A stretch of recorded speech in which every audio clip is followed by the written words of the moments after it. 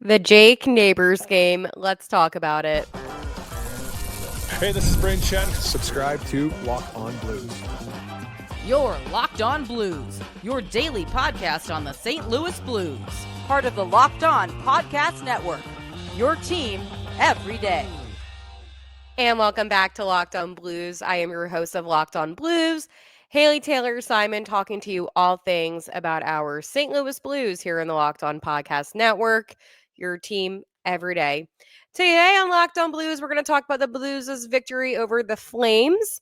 Did we maybe overreact a little bit too much after game one versus the Minnesota Wild? And of course, my favorite segment, are we feeling blue? Was this a good week or was this a bad week for our St. Louis Blues? We have a lot to get into today on Locked On Blues, but I want to let you know that today's episode is brought to you by FanDuel.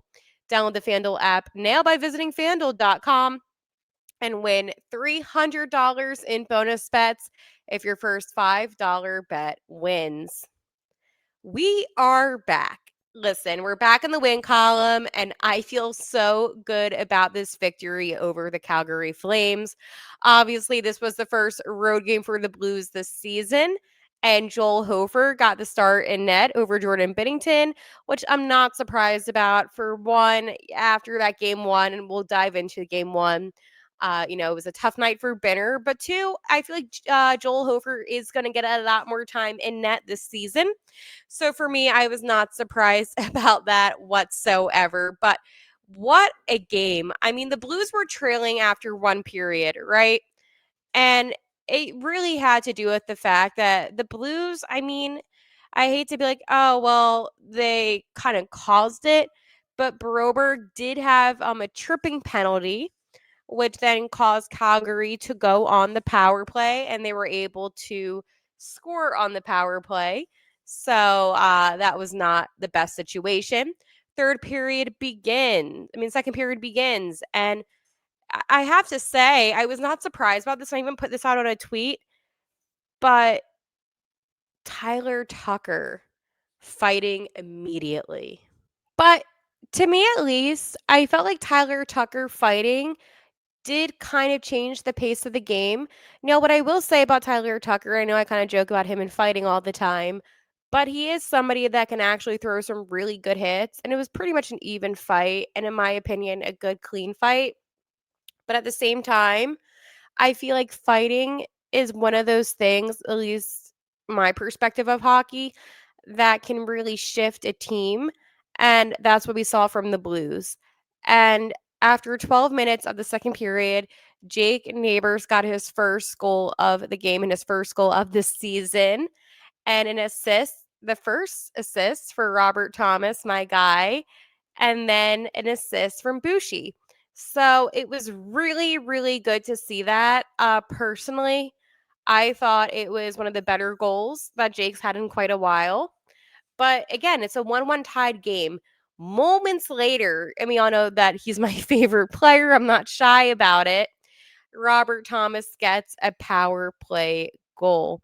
And this power play goal couldn't have come at a better time. I mean, the way that I see it, right? Sometimes there's something called karma. And when a player like Backlund was holding against Tomer, and then Tomer comes out and scores, yeah, that's something that's going to get me really excited about it. Snuggie got an assist, and Folk got his first assist of the season. So now it's 2-1 Blues. We're a little bit past the midway point of the contest, and it is completely turned around. But moments later, the Flames are scoring. That is correct. Not even 30 seconds later. Final frame. Again, a lot of back and forth between the two teams. But I mean, it was a dogfight, but evidently, Jake Neighbours scores, and that's his second goal of the contest with first assist of the seasons from Colton Parayko and Cam Fowler.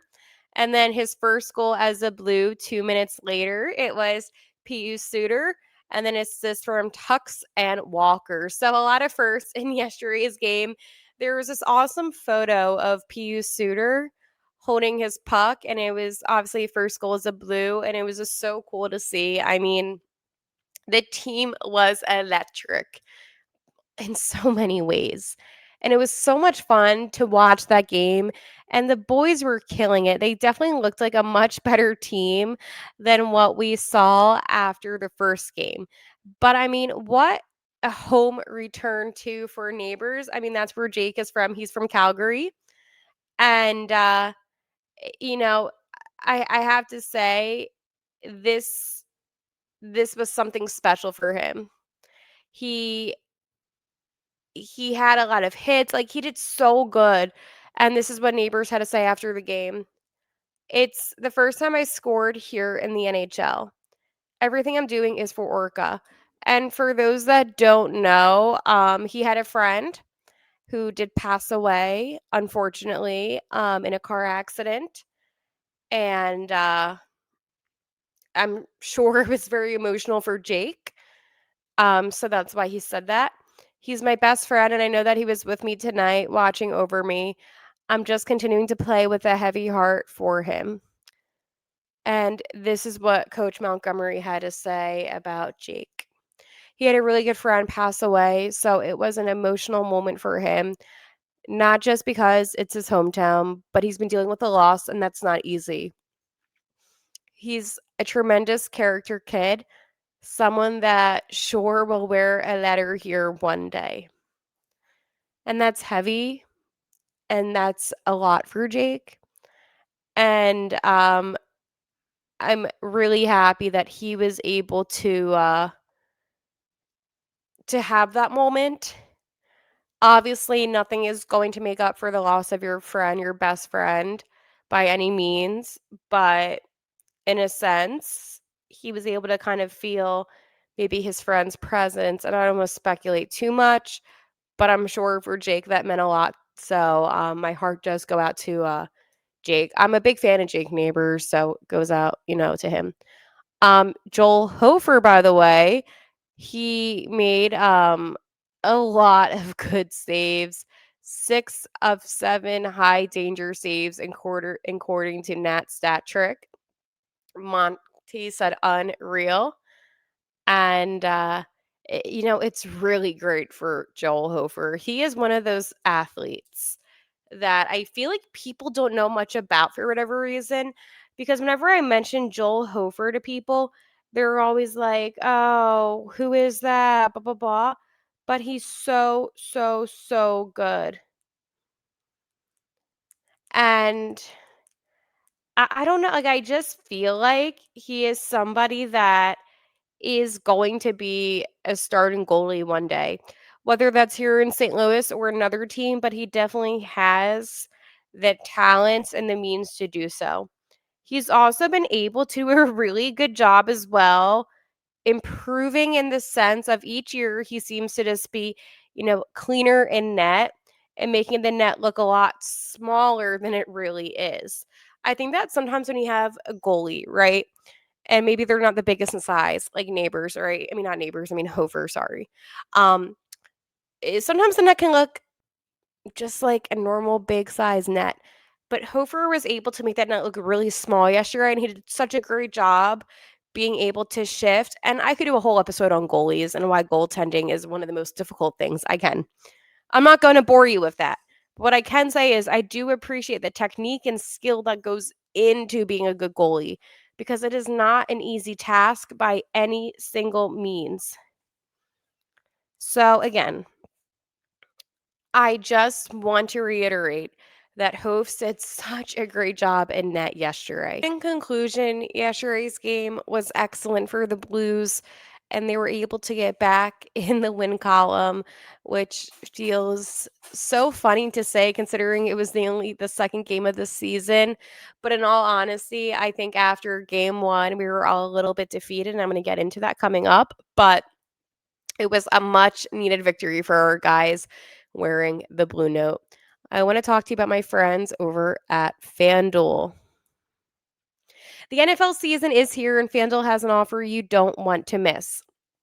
Right now, new customers can bet $5 and get 300 in bonus bets if you win.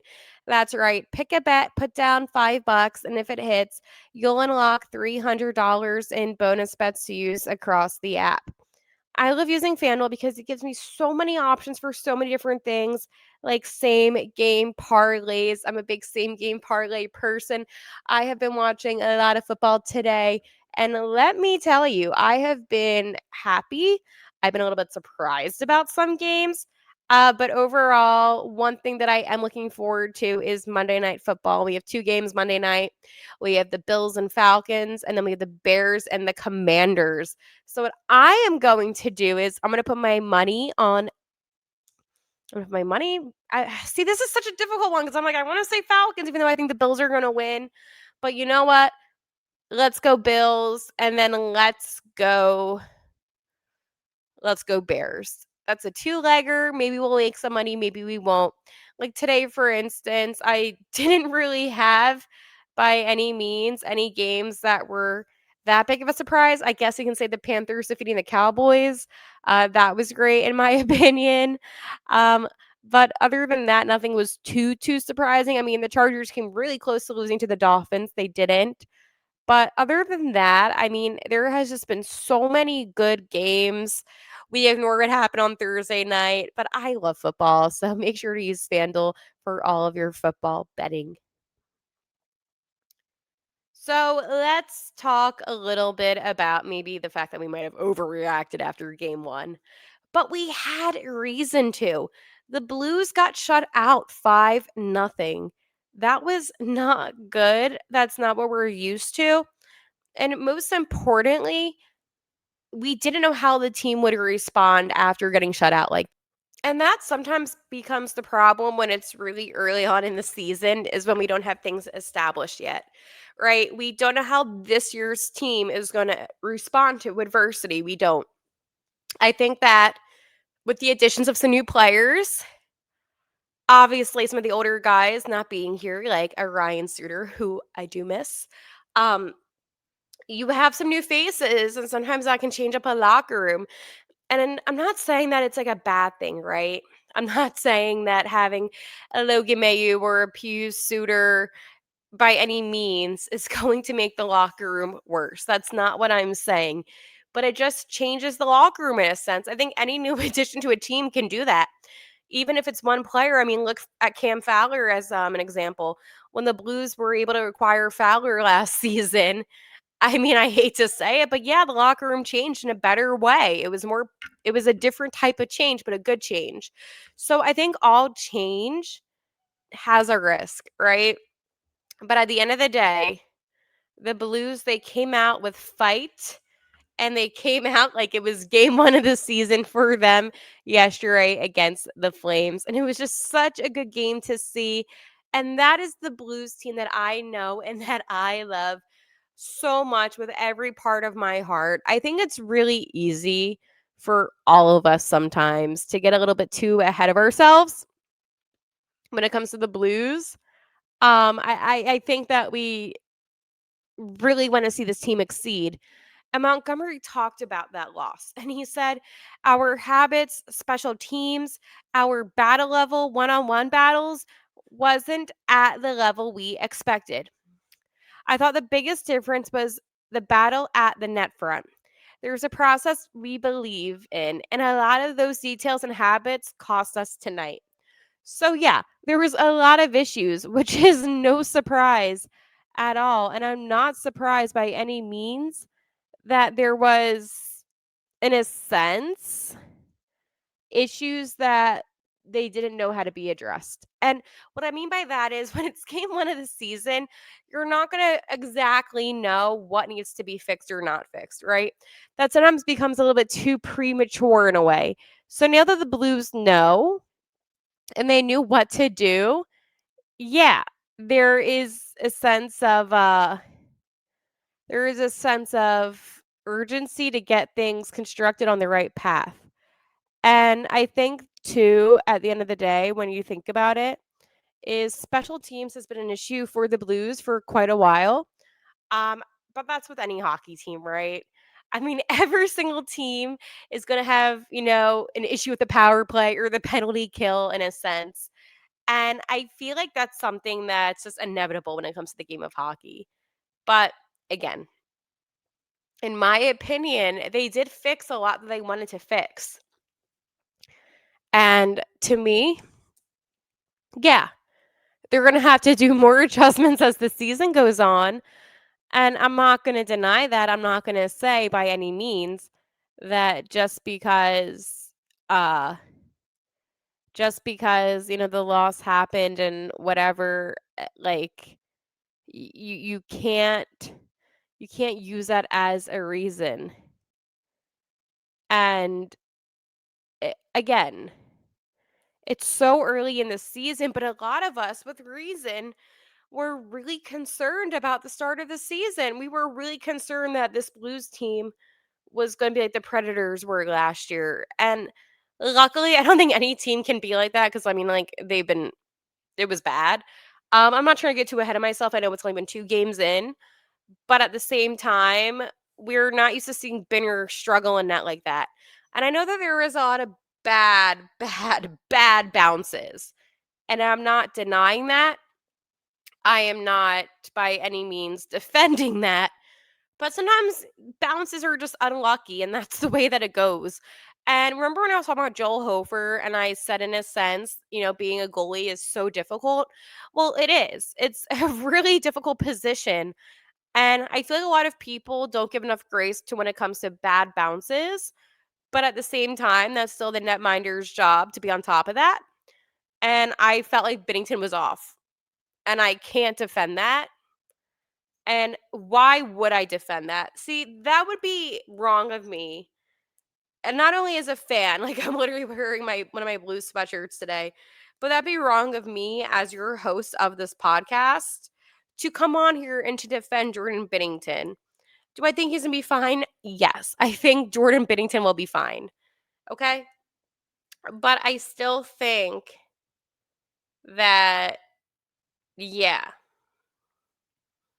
there's gonna have to be a sense of urgency for him, most likely tomorrow against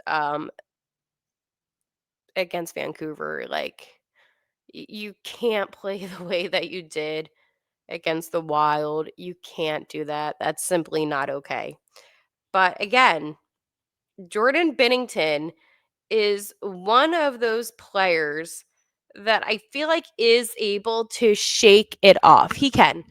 And we've seen him do that before. I mean, at the end of the day, we have seen him shake it off so many times, right? And I think not starting him, it wasn't to diss him. It wasn't. It really wasn't. I think it was a sense of we need to give Joel Hofer a chance because, again, playing after a loss like that probably was a lot. Um, but I do feel badly. I do because again, you don't want to see your goalie struggle. And I saw those memes about Hartman and Binnington, and it's like at the end of the day, whatever. I, I, I just want Benner to know that he will be okay no matter what. Like, we all support him here in St. Louis, and that's not going to change just because of a bad loss. I also want to mention that I thought it was very classy that the Blues tributed Ozzy Osbourne in their opening video. I watched the ceremony. I, I was a little bit underwhelmed by some things. I love how they incorporate the music as always, and I know that it gets the place rocking. But I don't know, like, for whatever reason, maybe I'm just in a place where, call me old school. Like, this actually sounds like I'm like an old head. But, like, I just want it to be hockey, and I guess, like, for the theatrics and the guys, it's cool. But I'm the kind of person that's like, "Hey, let's just play the game, like, do we have to do all this?" But it was cool, it was good for the guys. They looked like they had fun and enjoyed it. It was nice seeing Monty get, a lot of claps and, Claude Julien and, always cool to see that. But we have a lot that we need to get to still because it's my favorite segment coming up. But I want to let you know to like and subscribe to Locked On Blues here on YouTube or wherever you listen to your podcast. Daily episodes, weekend episodes, episodes, whenever you basically click on YouTube, there's a new episode. So make sure to stay in touch with your Daily Blues podcast. Hosted by me, Haley Taylor Simon. You can follow me on Twitter at Haley T. Simon, or you can follow my Blues account, which is Locked On Blues. Yes, we had the little check mark on Twitter because I paid for it. Due to the fact that my account was hacked over the summer. It was true story. And on Twitter/X or whatever you want to call it, they said that if your account gets hacked, they're more, quick to respond if you have the check mark. So after it got hacked, I got the check mark because I'm like, if it gets hacked again, I don't want to have to wait a week to get my account back. So yeah, I caved in, but it was for a good reason because it was hacked. Let's get into, are we feeling blue? Was this a good week or was this a bad week for the St. Louis Blues? I would say this was an overall good-ish week for the Blues. We have Blues hockey again. The fans are back, rocking and rolling at Enterprise. The only bad part was the 5-0 loss. And other than that, they won yesterday, so I feel fine. But I'm not concerned. I think after that loss, I was concerned, but then how I saw the boys play yesterday just made me feel at ease. So I feel a lot better now than I previously was. But again, that just has to go with how they played yesterday. If they didn't play yesterday, I'd said that this was a bad week. But luckily, it was not a bad week because they were able to win. I know, Haley, this is so early. You're crazy. I know. But I do want to take a look at our Central Division friends just because I always said when it's early in the season, sometimes this is the most important games that you will see because these points come back to bite you in the butt if you don't get them. So I'm not going to oh my God, the Avalanche, they're leading right now. That's not why I'm doing this. I'm doing this realistically to let you know, hey, friends, there are certain teams right now that are, gaining points, and you need to kind of keep your eye open for that. The Avalanche have 5 points, 2 wins, 1 OTL. Nobody, by the way, when I'm telling you this, could have told me by any means that the Avalanche would have had any less than 5 or 4 points after 3 games. The Stars have 4 points. They play 2 games. They have 2 wins, undefeated. The Nashville Predators, 2 games, 1 win, 1 OTL, 3 points. Then you have the Wild, 1 win, 1 loss, 2 points. You have the Jets, 1 win, 1 loss, 2 points. You have the Blues, 1 win, 1 loss, 2 points. The Mammoth, 1 win, 1 loss, 2 points. And then you have the Chicago Blackhawks, 3 games, 2 losses, and 1 OTL, 1 point. So the reason why I'm letting you know this isn't to be like, oh my God, we're going over standings yet. No, I am doing this to let you know that right now the Central, after 2 or 3 games, depending, I know it's not a big sample size. There's really not a surprise about your top 2 teams. However, you just want to make sure you don't fall behind too much. Now, it is funny though. I look at the Atlantic Division, and this always cracks me up. The Cats, which are the Panthers, have 6 points, and so did the Bruins. The Bruins are also undefeated, which is odd considering that they're not star loaded. Laughs and pain. The Sabres last place, obviously with no points. I told you that was going to happen. So already, we have. I love when teams have no points now. Oh, the Lightning don't have any points either. It's kind of nice. Bubble hockey team takes an L. In the Metropolitan, Canes lead with the most points with 4, and then the Islanders have 0 points. I told you about us in the Central. Every team in the Pacific have points. with the Kraken leading with 4, and then the Flames last with 2. I know it's early on, but it is, like, so funny, like, when you look at certain teams and it's like, "Oh, like, the Sabres, they're already, like, 6 points behind. Oh, no." Like, it is funny. Anyways, I will talk to you all tomorrow, and like always, let's go Blues.